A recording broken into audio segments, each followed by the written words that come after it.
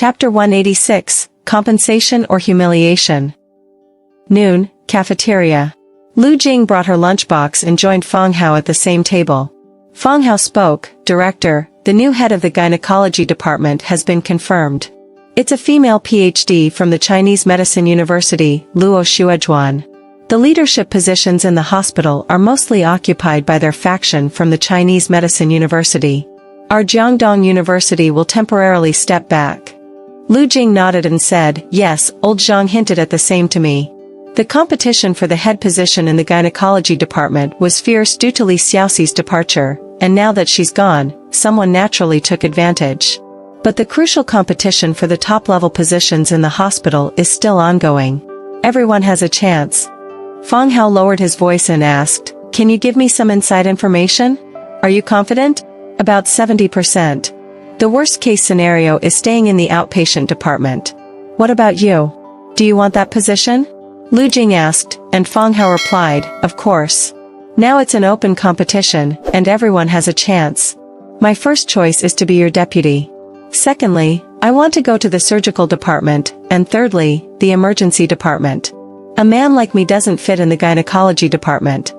Fang Hao shared his thoughts because a young female PhD could dominate the gynecology department for the next 2 or 3 decades. He cited the example of the previous head, Lu Yu, who stayed in the department for 20 years, changing numerous deputy directors who couldn't withstand her. "Being my deputy doesn't show much progress. Your medical skills are better than mine, and I won't criticize you for that. Let me tell you, later, I'll teach you how to prepare documents, and I'll find an opportunity to directly apply for the position of surgical department head," Lu Jing said, showing a bit of her imposing manner. Fang Hao quickly responded, "Is this pace too fast? I'm afraid it might stir up trouble." "What are you afraid of? Success or failure, do it first and think later. If it doesn't work out, we'll see where we fall short and make up for it next time." "Alright, I'll follow your lead." Fang Hao didn't say much. In terms of understanding the rules of the hospital, he couldn't compare to Lu Jing. Indeed, Lu Jing was standing at a higher level, viewing the issue from a different perspective than someone like him on the ground. As more doctors came over to have lunch, Fang Hao and Lu Jing stopped their private conversation and focused on eating. With Lu Jing's guidance, Fang Hao prepared some documents and handed them over. After that, he didn't pay much attention to it. In the afternoon, Fang Hao continued his clinic duties, maintaining a high efficiency. At a certain moment, he seemed to have a sublime feeling, and the outline of a research paper appeared in his mind. He knew that this was the result of accumulating so many cases and deducing treatment plans for similar diseases. It represented an academic achievement. With the embryonic form of this paper in his mind, he temporarily put it aside. Later, he would continue to search for treatments, citing various references, to be able to write it comprehensively. In terms of academic research, he inherited Su Youqing's rigor, which allowed him to surpass his mentor. At 3:30, Fang Hao noticed that no one was registering anymore, and then the head nurse reminded him that the hospital director wanted to see him. Without much thought, he left the gynecology department and headed to the hospital office. In the hospital office, besides the former hospital director Yang Wenjin, there was another familiar face, Director Cui from the City Health Bureau. During the last epidemic response, Fang Hao had met Director Cui and had some dealings with him, as his speech drafts required Director Cui's approval before being delivered. "Dr. Fang, oh, I should call you Director Fang now, we meet again." Director Cui had a good impression of Fang Hao because of his dedication and professionalism during the epidemic. Later, he learned that Fang Hao was the son-in-law of Su Buiyuan and Zhou Fen, making him even more appreciative. "Director Cui, hello." Fang Hao politely greeted Director Cui and then turned to Yang Wenjin, asking, "Director, do you have any instructions?" Yang Wenjin said, "Director Cui wants to transfer you to work at the Municipal Bureau of Health. Do you have any thoughts on this?" Director Cui added, "I saw your personnel file in the recent recruitment of civil servants. There's a vacant position in our bureau, and if you come over, it's yours." "Well, I'm just a doctor. Besides treating patients, I don't know how to do anything else. Director, I think it's better for me to stay at the Provincial People's Hospital." Fang Hao declined the offer. Director Cui seemed a bit disappointed, but his expression remained gentle. He smiled and said, "Director Fang, there's no need to rush to refuse. This is a good opportunity. Take some time to think about it. I came here today to understand your initial opinion and see if you have any difficulties. Here's my phone number. Give it some thought and send me a message later. Having said that, Director Cui left. Fang Hao, holding Director Cui's business card, felt a bit speechless. Yang Wenjin asked Fang Hao to wait in the office while she escorted Director Cui. In the elevator, only the two of them were present. Yang Wenjin asked, "Director, why did you suddenly recruit Fang Hao? I didn't hear any news beforehand." This is Director Su's intention. Fang Hao is Su's son-in-law. With this relationship, there's no need for any prior information.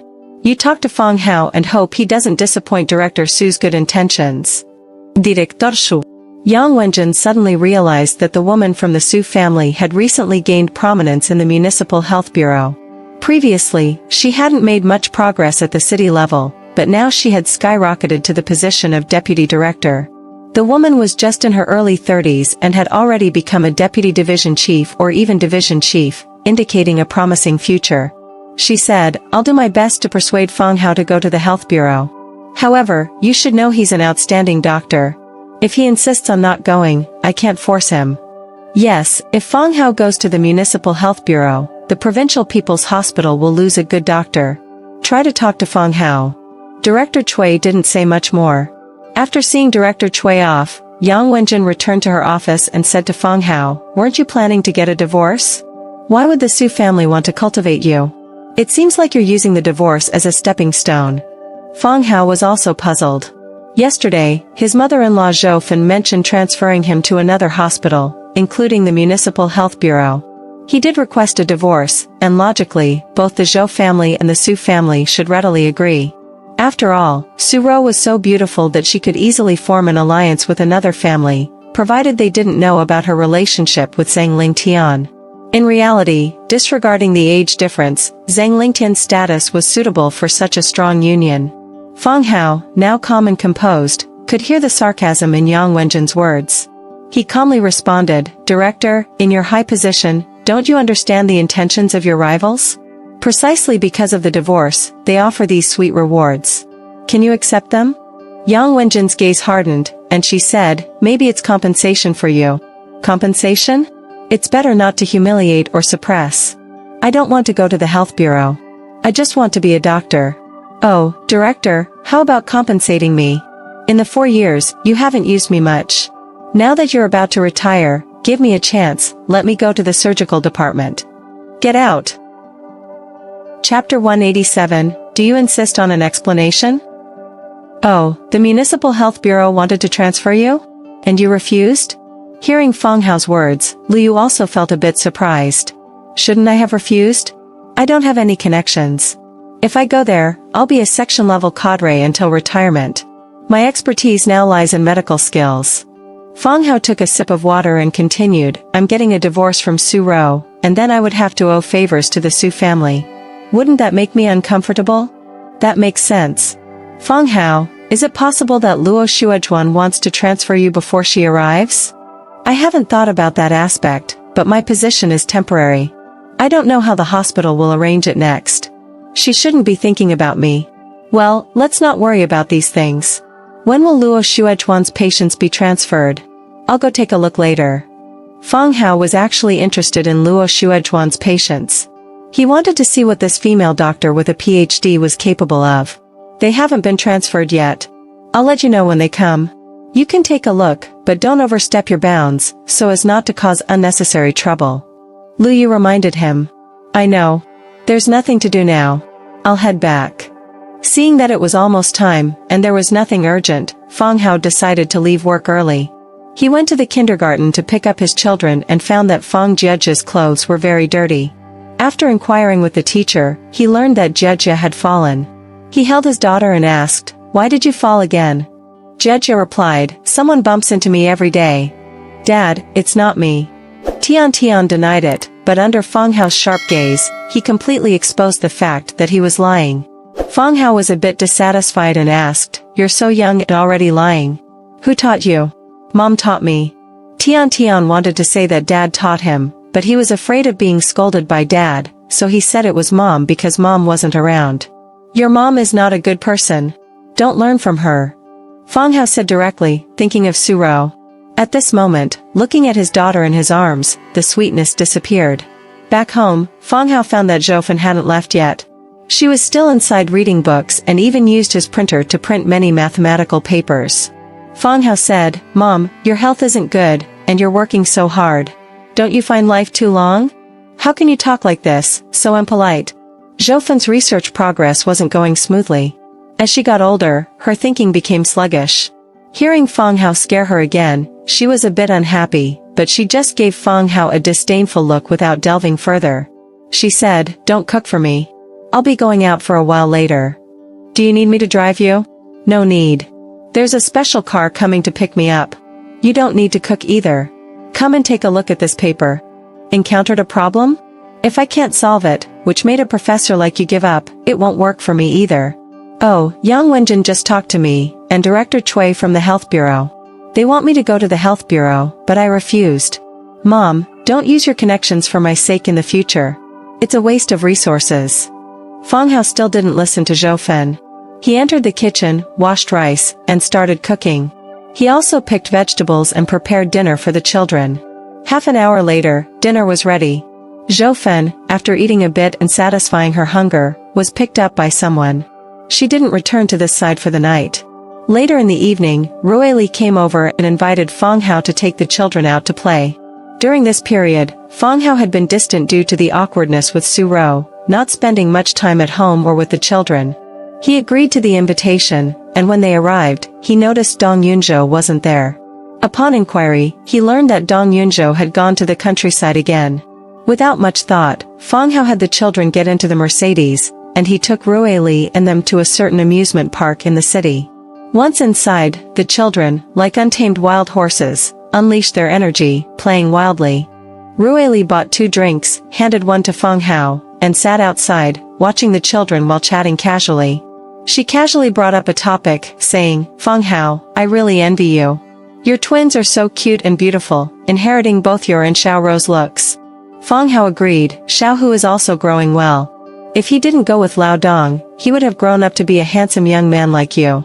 Naturally, Rueli was also a beauty, and she was very satisfied with Fang Hao's words. She asked, "Then I'll take your word for it. Xiao Hu shouldn't be like his father." "Oh, Xiao Rou also has 2 in her belly, are they also twins?" "It's too early to say. We can't determine that yet." "Oh, you should be pregnant soon, or are you already?" Lao Dong asked me about male health issues yesterday. His body is a bit exhausted, probably eager to have a child. Fang Hao casually mentioned, not wanting to bring up Su Rou. The child in her belly might be her unfaithful husband's. During this period, Su Rou had a relationship with him, so she must also have a connection with her unfaithful husband. The child in her belly might belong to anyone. A woman like her was truly disgusting. In these 2 days, Fang Hao didn't answer Su Rou's calls, didn't accept her friend request on WeChat, and didn't reply to her messages. Even though he still thought about that woman, who he had loved wholeheartedly for 4 years, the yearning turned into hatred when he thought about her betrayal. "Lao Dong asked you about male health, and it's exhausting. What does that mean?" Rueli asked, looking at Fang Hao. "This? Lao Dong asked me because you and he have a lot of activities. If you want a child, you should already be pregnant." "A lot can be exhausting? Exhaustion is caused by doing a lot?" "Well, Lao Dong and I talking about this topic is not appropriate. It feels strange." Fang Hao discussing marital activities with the female neighbor while being single was indeed very strange. Click. He heard a movement and found that Rueli had tightly squeezed the drink bottle in her hand, twisting it into a deformed shape.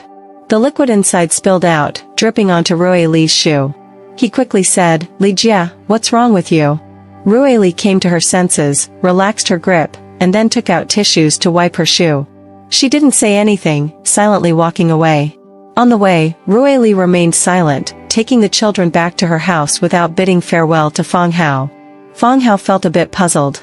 When he got home, he had the children wash up and go to bed. Unexpectedly, Rueli came again and said she wanted to talk to Fang Hao. Rueli said, "Fang Hao, I consider you like a younger brother. I hope you won't lie to me. Did Lao Dong really ask you about male health, and did you determine that he's overexerting himself?" "I'm not a specialist in male health, but I know a bit about medicine. I checked Lao Dong's pulse, pointed out his problems, and he didn't deny it. Li Jia, you know the situation between you and Lao Dong the best. I have very few activities with Lao Dong. In the past 6 months, there have been only a few sporadic times. In the last 2 months, he has almost been sleeping in a separate room from me. But if Lao Dong is overexerted, what are the possibilities? Fang Hao frowned and said, 2 possibilities, Lao Dong has 2 mistresses, a left wife and a right wife. Besides, Lao Dong has an affair outside. I understand. Fang Hao, keep this matter confidential. Don't talk about it with others. Rue Li's expression dimmed, holding her arms as she walked away, her back lonely and frail. Chapter 188, Don't Make Hasty Decisions. Snap. Fang Hao lit a cigarette, his thoughts in turmoil. Dong Lao was having an affair. From Rue Li's desolate, sad, angry, and restrained expression, Fang Hao could instantly tell that she had been betrayed by Dong Lao. Dong Lao, being a teacher, gave the impression of loyalty and reliability, but unexpectedly, he was having an affair. Suro was no different. She had children at home, a young and handsome husband, and a relatively leisurely job, achieving financial freedom. Still, she was indulging in extramarital affairs. In today's society, marital infidelity disregarded social status and identity. If an opportunity arises, people would seize it to cheat. Both Suro and Dong Lao had one thing in common: they had excellent jobs, relatively leisurely schedules, frequent business trips, and were often away from home. When someone is distant from home, 2 situations might arise: personal needs aren't satisfied, or they succumb to temptation when faced with a lure outside. Moreover, being away weakens the impression of home, leading to a lack of responsibility and diluted family values, which can lead to infidelity. Regardless, if you cheat, it's your problem. You should pay the price for it. Suro, is the land of tenderness with your lover comfortable? Fang Hao hoped that the filed lawsuit would be approved, bringing an end to this torment. Revenge against his wife and her lover would require an opportunity. A gentleman's revenge is never too late. The next day, when Fang Hao took the children out, Rue Li, from next door, also left her house. He saw Rue Li wearing sunglasses, looking very beautiful and stylish, seemingly preparing to go out. Fang Hao, I have something to attend to in my hometown. Dong Lao hasn't returned, so I'll leave Xiao Hu in your care. I've left a spare key for you. His clothes are all at home. Let him eat with you. I've already informed the kindergarten. Rue Li said while standing at the door, letting Xiao Hu and Fang Hao go.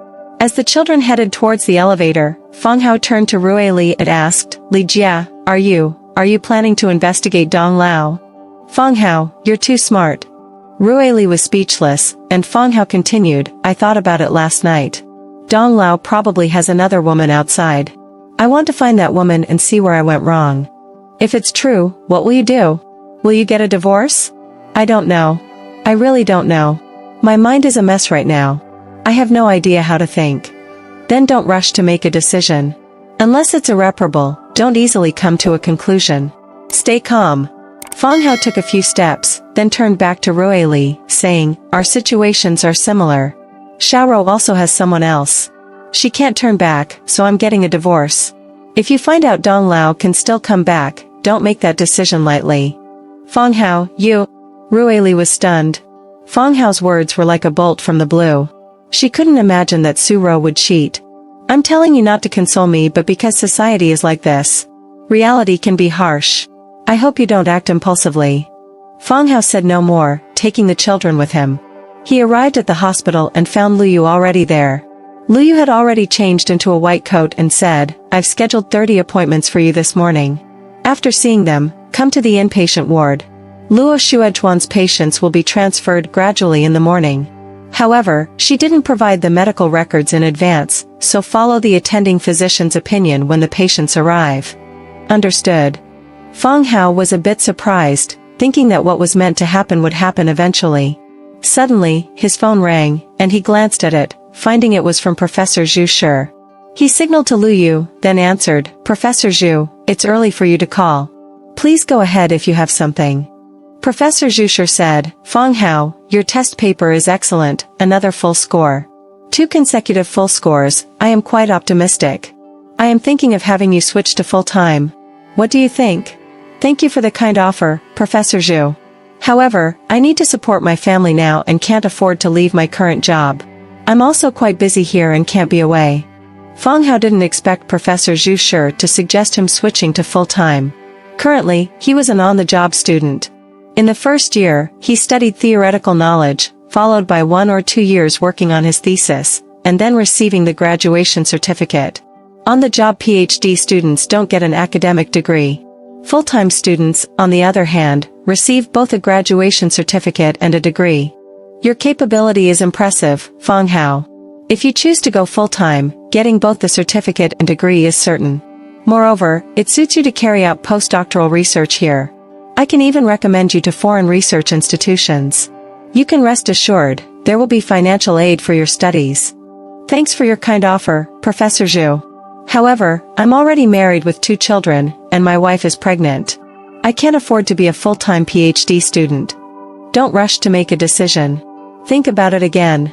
This invitation is always open. Thank you, Professor Zhu. Fang Hao hung up the phone and told Yue Xia Huo Hospital invited me to become a full-time PhD student, but I declined. I need money, and I have children here, I can't leave. Of course, he is also thinking that if he gets really impulsive, he will take Tian to the capital. He will enroll Tian in a private school, and he will study for a master's degree. With his capabilities, he can definitely earn money while studying. This way, he wouldn't be able to retaliate against his wife and her lover. Don't go for a full-time PhD. It's not worth it. After getting a PhD, you'll still end up working in a hospital. A freshly graduated PhD might only be appointed as an associate chief physician, not a department vice director.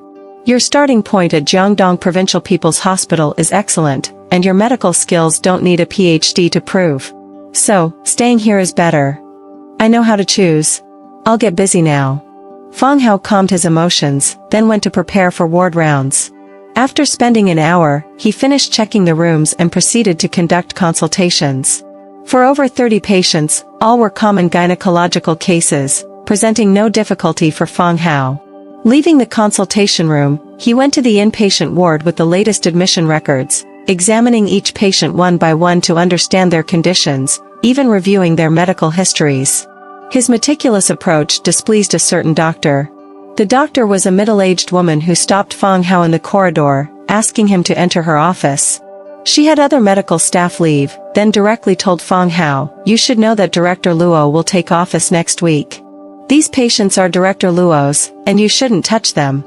Fang Hao was in no hurry. Glancing at the doctor's badge, he saw Associate Chief Physician Li Rongzi. He said, "Dr. Li, there's no need to be agitated. I'm just conducting routine checks. Currently, I am responsible for comprehensive gynecological medical care. During this period, I have the final say on all medical matters in the gynecology department." Director Fang, didn't I make myself clear? Director Luo will take office next week, and these are Director Luo's patients. You don't have to be responsible for them. What do you mean by not being responsible? It means you don't have to manage them. But they're under my gynecology department. I am the director now, how can I not manage them? You also said Director Luo will take office next week. That still leaves a week. If you really don't want me to manage them, have Director Luo call me. Otherwise, the responsibility for these patients will be unclear. Fang Hao remained calm. Chapter 189, Asserting Dominance. Alright, I'll call Director Luo now, Li Rongzi said as she took out her phone and dialed Luo Xuejuan's number. After a brief conversation, she handed the phone to Fang Hao, instructing him to take the call. Director Fang, this is Luo Xuejuan. My patient is now under the full responsibility of Dr. Li Rongzi, she stated. That's no problem. Director Luo, it's hard to meet in person, but I really hope you can take office soon. Once you do, all the work in the gynecology department can be entrusted to you, Fang Hao responded. I'll come over as soon as possible. During this time, Director Fang, I'll trouble you. Let me talk to Dr. Li a bit more, Luo Xuejuan added. Fang Hao handed the phone back to Li Rongzi and left the room. Outside, he addressed the eager doctors and nurses. The new director will be arriving next week.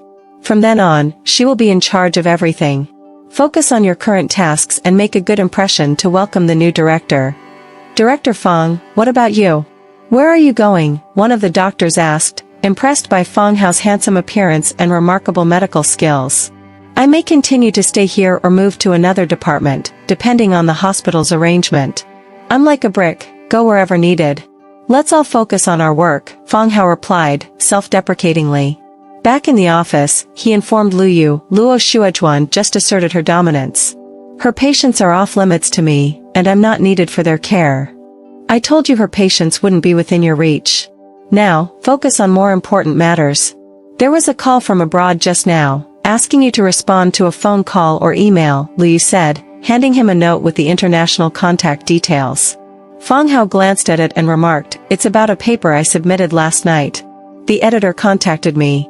Opening his computer, he found an email praising the quality of his paper and confirming its publication.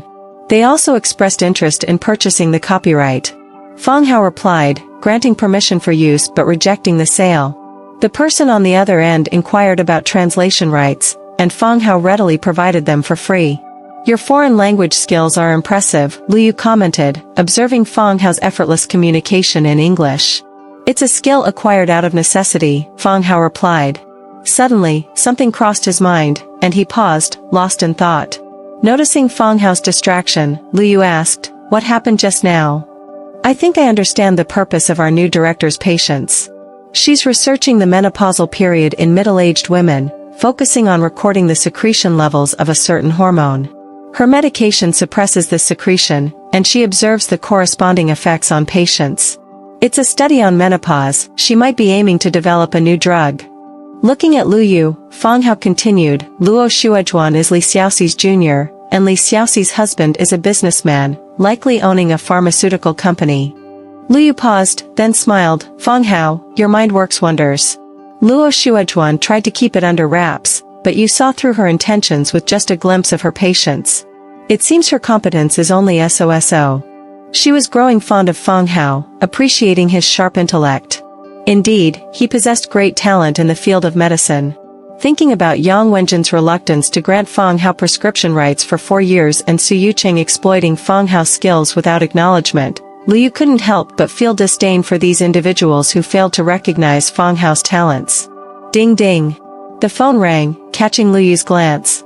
It was a call from Su Ro to Fang Hao, but he promptly hung up. Liu remarked, "Your wife calling, isn't it? Why not answer?" "Nothing important. Her words can't be trusted anyway," Fang Hao casually replied. He hadn't answered Su Ro's calls in the past few days, suspecting she might be with her lover, perhaps nestled in their embrace or engaged in intimate activities, and then calling him to speak sweet nothings, satisfying their twisted desires. Such scenarios had not been unheard of in the past 4 years. 4 years ago, on their wedding night, Su Ro, alongside her lover, had humiliated him in their marital bed, even in his presence. He had been deceived and betrayed for 4 years. Now, how could he trust her again? Liu suggested, "Maybe it's about family matters? Everything at home is fine. If she cared about the family, she wouldn't have cheated. I've already applied for divorce through the court." "Taking it to court?" Liu frowned, surprised by the severity of Fang Hao's situation. Su Ro refuses to sign the papers. She doesn't even admit to having someone else. If she denies it, how can you be sure she's having an affair? Actions speak louder than words. I know she's having an affair, and she's deeply in love with that person. But I still don't know who that person is. Any suspects? Yes, possibly living in Tianji Peak. Tianji Peak? I remember you wanted to buy a house there. Are you trying to prove that you're not inferior to the suspicious person? Director, I think this way. Is it too naive? No, I think you're practical and ambitious. When I heard about your divorce, I was afraid you might do something rash, like engaging in illegal activities. Don't pressure yourself too much. You're excellent, and if your wife doesn't recognize your worth, it's her loss. Liu sighed in relief and said, "Fang Hao, I'm a bit older than you, so it's not wrong to consider you a senior. If you need someone to talk to, I'm here. I may not match your medical skills, but in life experience, I can offer some help." "Thank you, Director. If only you were 30 years younger." "Young for 30 years? No, that won't do. I was already married to my husband by then. I'm 60 years old now, got married at 21.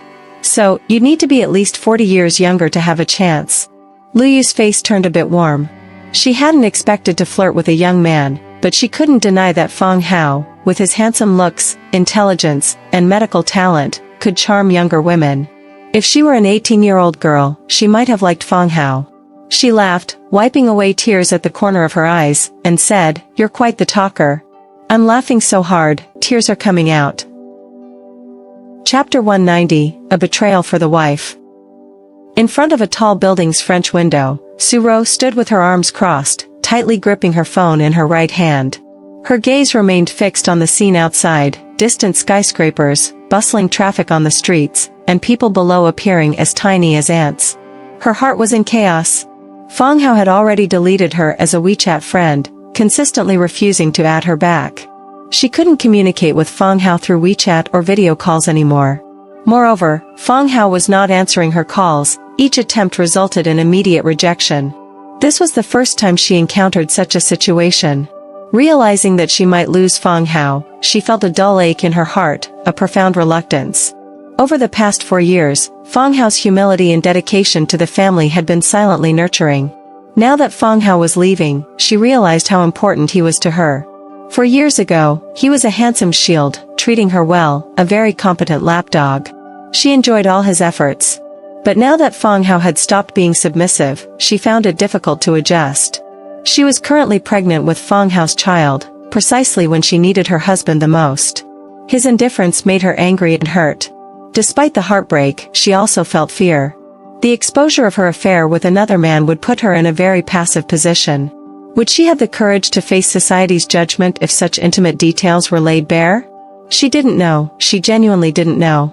All she knew was that she couldn't afford to let those things become public. She hoped Fang Hao wouldn't investigate her, wouldn't divorce her, and that everything would return to the way it was. "Fang Hao, what should I do to make you give up on investigating me?" She heard footsteps behind her and turned to see Chairman Yun, heading towards her. Suro greeted her. "How did it go?" "Payment will be received tomorrow, no issues." "Now, let me take you to a nice place to relax a bit before heading back tomorrow," Chairman Yun said, taking a few steps. Suddenly, she remembered something, chuckled, and said, "Forget it, let's go back to the hotel and rest. You've just become pregnant, there's no need to tire yourself." Suro was grateful, and they returned to the hotel. The hotel was a 5-star establishment, and Suro was given a single room. Upon entering the room, she noticed a beautiful bouquet of flowers already delivered. The label referred to her as Little Susu, instantly making her think of someone. She smiled subtly, thinking, "This old pervert, how did he know I was in this room? Or maybe he did it intentionally." Opening WeChat on her phone, she started a conversation with the person. "Susu, come to my room tomorrow night. Let's have some tea. Let's discuss it later." Suro didn't confirm or decline, leaving it hanging. As she heard a knock on the door, she found Chairman Yun bringing a food cart. They were going to have a meal in her room. Suro rushed to help. Chairman Yun asked, "Busy with WeChat? Chatting with your husband?" Suro blushed slightly, nodding as if in agreement. Chairman Yun said, "Your husband is called Fang Hao, right? I haven't met him, but I've heard about him. An impressive doctor.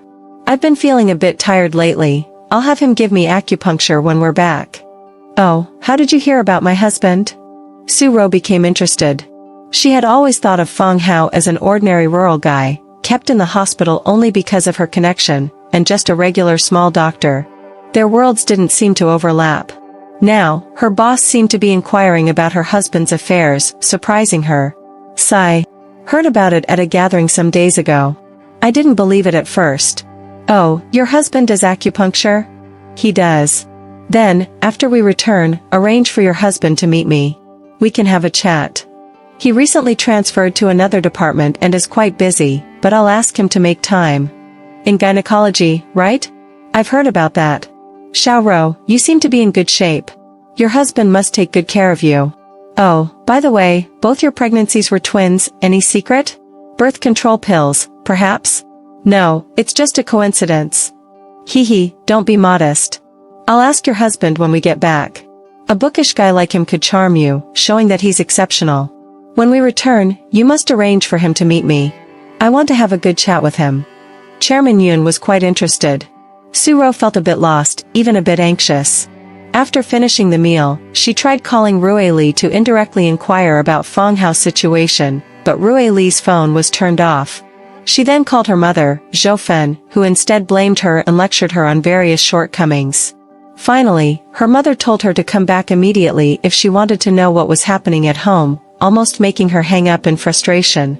However, when she ended the call, she quickly received a message from her mother, assuring her that everything at home was fine, dispelling her worries. Mom still cares about me. Su Ro suddenly felt a lift in her spirits, and her mood became beautiful. The night passed, and the next day, she called Fang Hao again, only to be rejected once more. This made her unhappy because she intended to inform Fang Hao that she was coming back. Fang Hao, why do you treat me like this? I still have your child in my belly. Infuriating. When I go back, I won't let you off. In her mind, she berated Fang Hao thoroughly. Finally, she packed her things and left with Chairman Yun. They took a plane, landed at Jiangdong Airport, picked up a car, and returned to the company.